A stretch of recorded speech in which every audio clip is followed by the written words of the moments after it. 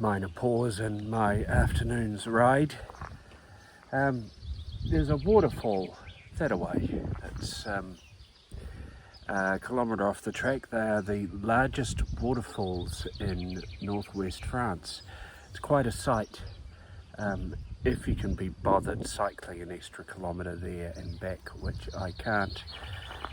So you'll just have to close your eyes as I do and imagine the cascade of water down a slope.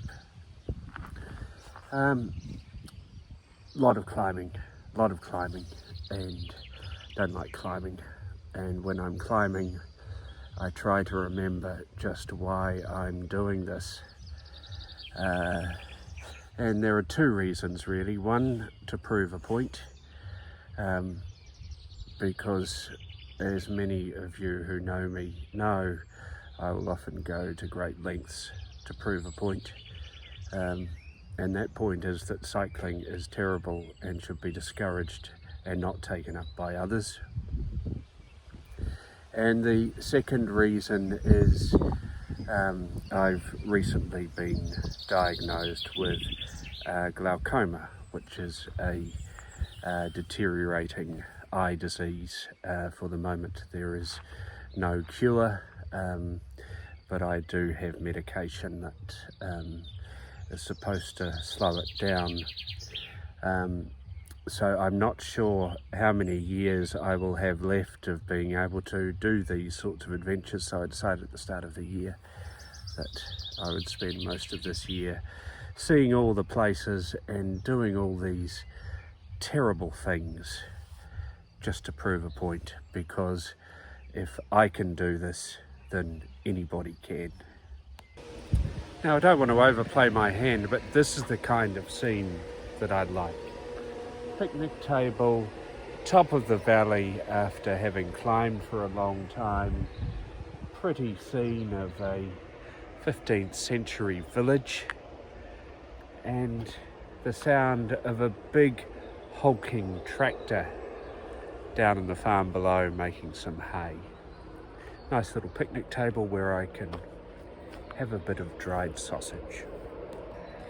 I've had mixed success with dried sausages in Brittany and Normandy.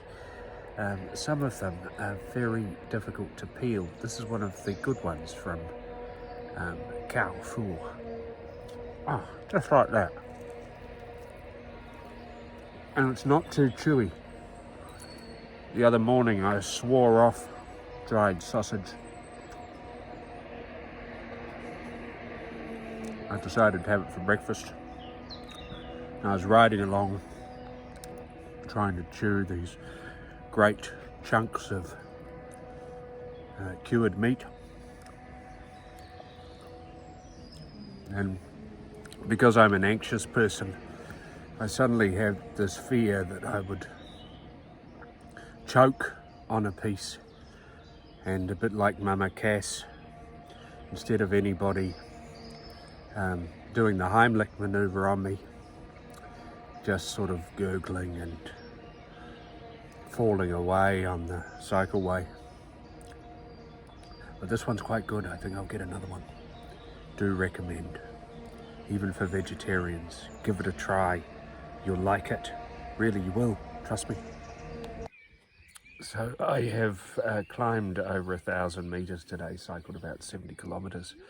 It's the biggest climb I've done since I've been on the track. I found finally a public picnic table. It's right next to a community hall where there's a whole bunch of young people gathering, I expect for a party of some kind.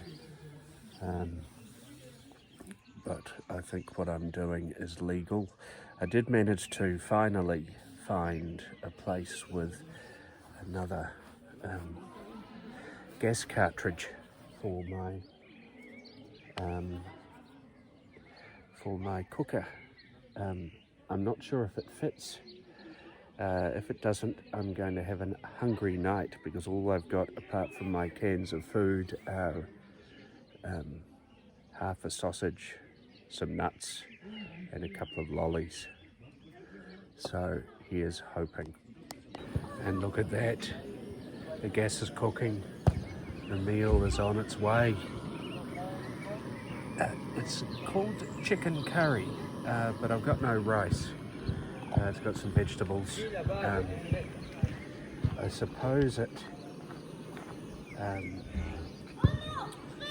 it's as much of an Indian dish as somebody from Mumbai trying to make a French dish for the first time. But it has protein and vegetables and liquid, which are all things that I need right now. Well, it's early morning, just after 7 a.m. on my ride to Bayeux. I've got some beef cattle here, some young steers who are providing a bit of an audience for me. Got woken up at 3:30 this morning. The youths in the hall were still celebrating, and they were right through to 6:30 a.m. when I left. But they were amazingly polite. As I was packing up or setting up last night, they came and chatted and asked me all sorts of questions. Very interested, and for once I didn't feel intimidated by a bunch of young people. They were very friendly. I've got about 38 more kilometres to cover this morning, and I'm trying a new bike map app, which so far hasn't taken me down any horrifically busy roads, although I wouldn't expect many places to be busy around here. And here's hoping I have got a solution to my routing problem. I have made an important upgrade to my rig, a small fry pan that fits just nicely on the little camp stove. Only cost €5, and I can strap it to the top of my bag. Great for sausages, and the brilliant thing is that it only takes seconds to clean, unlike the stainless steel version down there.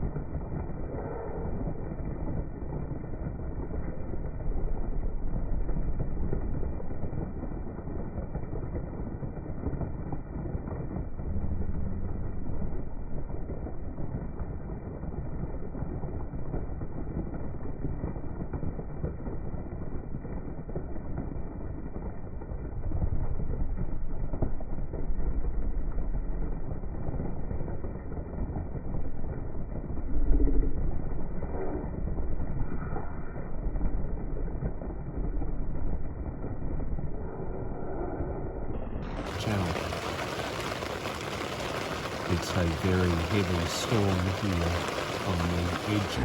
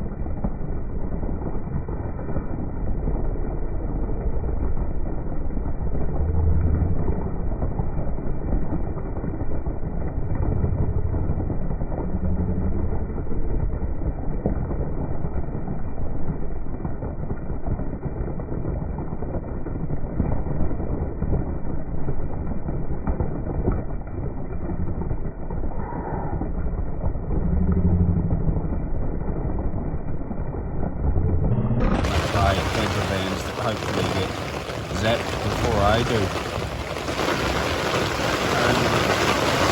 In a very heavy thunder and lightning storm. Rain is pelting down. The lightning and the thunder is as loud as I've ever heard it, and fortunately there's plenty of higher points than me here in the campground, so hopefully they get zapped first. It's hard to tell with all the people walking along this spread of sand for a bit of recreation, walking their dogs. But this formed part of the 5,000 kilometre long seawall, Atlantic wall, that was supposed to repel the Allied invasion of France. Spread from France up through Belgium, the Netherlands, Denmark and Sweden. But ultimately it was too difficult to defend, because here on D-Day, almost 78 years to the day actually, 6th of June, 160,000 Allied forces, American, British and Canadian, left from the English Channel just across there to make their assault to reclaim and liberate France. Took a little bit longer than they expected, but ultimately the 5 beaches along here, Omaha, Utah, Gold, Juneau and here Storm, were the site of some of the fiercest battles, the fiercest battle of the reclaiming of free Europe.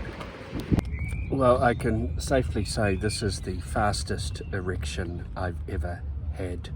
I arrived at the campsite just before 6 p.m. Just as I arrived, it started pouring down with the rain, and even worse, there was thunder and lightning. I was so fast, I even managed to avoid the thunderbolts. I've covered 60 kilometres today. I've picked up some food for tonight. Legs are feeling pretty good. They should do, because I've had a few days rest. And I've got a bottle of wine for the first time in a week. I thought it was time I should get back onto the wine, as I'll soon be back in wine country. I'm still in Normandy, but rapidly moving south towards central France, so far I'm a little bit on track. I realized yesterday that I had 2 fewer days than what I thought I had, because somebody I'm meeting with arrives in Paris on the 24th of June instead of the 26th, which means I have to pedal a little bit faster and a little bit longer and stop taking lazy breaks wherever I go. What I'm doing here constitutes probably the biggest fire risk of my Tour de France, because as you can see, this is very close to the tent. Strictly speaking, my pasta is cooking outside. Oh, bit wobbly. But it's been so wet, I'm trying to avoid getting further mushed for the night. Well, this morning has been a lot of climbing, and there's still another 300 meters to go. After 5 weeks on the road, I can report that I still hate going uphill. Foggy day today, pretty damp, but surprised at how much I'm sweating. It's not very hot, 18 degrees. There's a bit of rain forecast in a few hours, trying to get ahead of that. Don't rate my chances. But what I have managed to get this morning, even though it's a Sunday morning, I found an épicerie that was open. I got a little packet of ham, and it wasn't cheap. It was 80 euros a kilo, so I only got deux petites tranches, 2 small slices. It still cost me €3.50, but I have to say this is the most tender and delicious ham I've ever had, and I'm not giving that barking dog any of it. I just stopped at a little park bench in a rather sleepy little hamlet. Look, that's one of those 2-seater cars that they're not really cars. They've got a maximum speed of 50 kilometers an hour, and you don't need a driver's license to drive them. You can drive them from the age of 16, and they obviously can't go on the big roads. And some of them are electric, and some of them are sort of 2-stroke lawnmower engines. I used to think that Japan had the strangest little cars, but in the last 10 years or so, I think France has been catching up. But I got distracted there. What am I doing? I'm just sitting here for no reason, wasn't tired. I've covered about 45 kilometres. I've got to think how far I will go today. I don't want to wear myself out. I've climbed about 400 metres and have about another 100 to go. My orange jacket is attracting the biodiversity again. I'm not wearing anything under the orange jacket because it's been quite sweaty. So I'm keen to make it to Paris by Tuesday, which means I've got to keep pressing on. But I think I've worked out a route, and as long as I stay disciplined, I might just make it. I've got to make some tough choices. How far am I going to ride tonight? Am I going to stay at a camping site, or will I try and rough camp somewhere? But the most pressing one right now is what kind of burger am I going to order for afternoon tea? I haven't eaten since my handful of ham. And I had a couple of pieces of cheese and some lollies and some 99% cocoa chocolate, which I can advise is terrible. Don't recommend it. It's like sucking on a handful of cocoa powder. So it's my first time in a place like this, and I bought what's called a Big Mac, and I've never heard of a Big Mac before, but I thought I'd try it. My father's name was Mac, and eating it will probably remind me of him. Well, my decision is made for me. Just minutes after setting off from McDonald's, started raining quite heavily. I've just sheltered under a tree. Apparently there's only going to be another 20 minutes of this, and this tree is providing a little bit of dryness.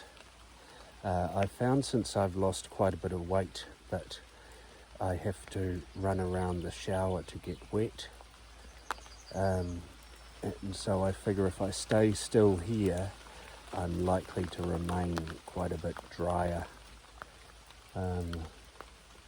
So when it subsides, I'm going to find a picnic table along the route, and there are a few of them every 5 kilometres or so, and set up camp for the night.